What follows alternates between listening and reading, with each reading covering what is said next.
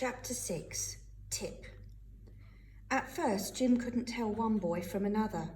They all had the same sallow, thin faces and dark, sunken eyes, and they all wore the same scratchy grey clothes and caps. They had their hair cropped and combed in exactly the same way, except for the boy who had spoken to him in the yard. His hair had a wild way of its own. He found himself following this boy round because he was the only one he could recognise. But it was a long time before he spoke to him. It was a long time before Jim felt like talking to anyone. He was numb and wrapped up inside himself. But it was one morning in the schoolroom that Tip spoke to him and became the nearest thing to a friend that Jim could ever hope to have. The schoolroom where the boys spent every morning was a long, dim room with candles set into every other desk. The little window had been painted over so they couldn't even look out. There was a fireplace at one end with sheets steaming round it. Old women sometimes wandered in to see to the sheets, putting wet ones up and taking down the dry ones to be packed off back to the big houses. These were the washerwomen, and this was their workhouse job, washing the clothes of the rich. The women would sit by the fire from time to time, mumbling to each other in low drones during the lessons, sometimes cackling out remarks to the boys or shouting out the wrong answers to the deaf old schoolmaster's questions. There were 4 big arches across the ceiling with letters on them, and Mr. Barrack would begin every day by pointing at the arches and then by asking one of the boys to read out the words on them. The women would chant out the answers before the boys had a chance, sometimes in the wrong order just for fun, and they would nudge each other and screech with laughter. One morning, when it was Tip's turn to answer the question, he turned to the women and held out his hand for them to speak. They shook their heads and pursed their lips, shaking with silent laughter, and Tip, taken by surprise, laughed out loud himself.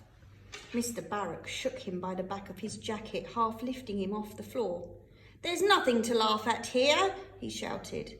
"No, sir, there ain't," agreed Tip, and was given another shaking. The women loved this. They thought it was really funny. For most of the rest of the morning, Mr. Barrack read out loud to the boys, pacing up and down the room as he did so the candle flames fluttered in his wake and his black shadow danced on the walls. Curled in his hand was the end of a knotted rope, which he swung as he walked, striking it across a desk from time to make the boys jump awake. Every now and then he stopped and pointed at a boy who had to stand up and recite the sentence he'd just heard. If he got it wrong, Mr. Barrack swung the knotted end of the rope across the boy's hand. As a change from reading out loud, Mr. Barrack would shout at one of the boys to fetch him his shabby old copy of Dr. Mather's spelling primer. He would pounce on any boy. "Spell Chibley," he would shout, swinging his rope in readiness. One morning, the boys were given chalks and slates to use. A visitor had brought them in as a present. They sat on the desks through the morning, and the boys all watched them lovingly, longing to have a go. "Now you can write," Mr. Barrack told them at last, easing himself onto the high stool of his desk and grunting with the effort. Tip put out his hand. "Please, sir, what should we write?" "Speak up!" "What should we write?" Tip roared. Mr. Barrack roared back. "What should you write? Well, you write a prayer." Jim risked a look around at the other boys as they bent to their task, their breath smoking from them into the cold air. He put his elbows on the desk and his head in his hands. He was bleak inside himself, lonely and bewildered and afraid.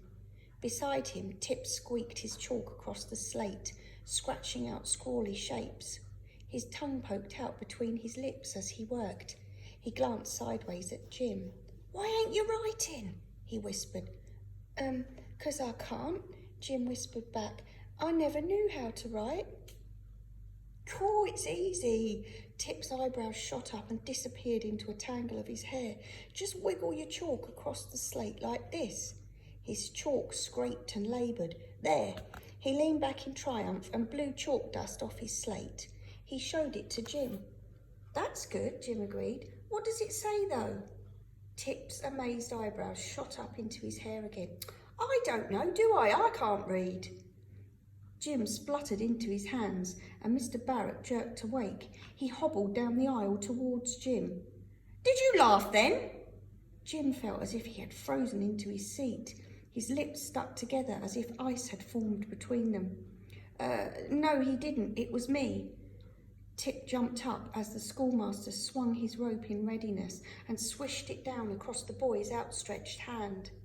The women folding up the sheets by the fire cackled. The other boys sat in total silence while this was happening, staring straight in front of them, their arms folded. Mr. Barrett towered over Jim. "What did he say to you?" Jim forced himself to stand up, his legs trembling like reeds in the wind. "He said he can't read, sir," he whispered, and he had to shout it out a few more times until Mr. Barrett could hear him. "Can't read?" the teacher bellowed. "Can't read? I'll say he can't read. What's the use of teaching boys like him to read? What do any of you want with reading or writing, miserable sinners that you are?" He pulled Tip's hand towards him again and lashed the rope across it. Jim glared at Tip, afraid to speak. He could see that the boy's eyes were wet and that he was nursing his hand under his armpit. "Right!" Mr. Barrett barked, and Jim picked up his chalk and scribbled furiously with it, just as Tip had done. At the end of that morning, Mr. Barrett told the boys to get out their instruments, and with a great shoving of desks and scuffle of boots, they ran to the big cupboards at the end of the room, only to be shouted at and made to do it all again in silence. "I'd have got hit anyway," Tip muttered to Jim under the noise. His eyes were still wet. "Did it hurt?" Jim asked him. Tip shook his head. "Once Barrack starts hitting you, Barrack always hits you," he said. He blew his hand and stuck it back under his armpit. "Every day if he can. Just don't let him have a chance to start. Tell Barrack Tip did it if he blames you for anything. Tip will get hit anyway, so you might as well." A drum was placed on the desk for them to share, and Tip stood up and reached out for a stick. At a wave of the schoolmaster's hand, a tune started, such a thumping and wailing that the washerwomen ran out with their hands over their ears. It was like nothing Jim had ever heard before. Tip poked him with a drumstick and mouthed at him over the row to bang the other side of the drum with it. Jim just tapped it at first.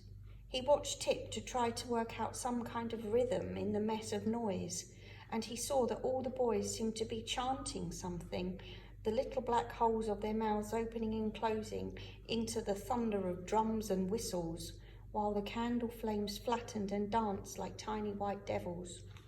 "What are you saying?" Jim shouted as close to Tip's ear as he could. Tip turned towards him. "I hate this place." Jim could hear Tip's voice, faint and wailing over the beating of the drum. He had his eyes shut. He thumped the drum in time to every word. "I hate this place. Bang, bang, bang, bang. So do I. Bang, bang, bang."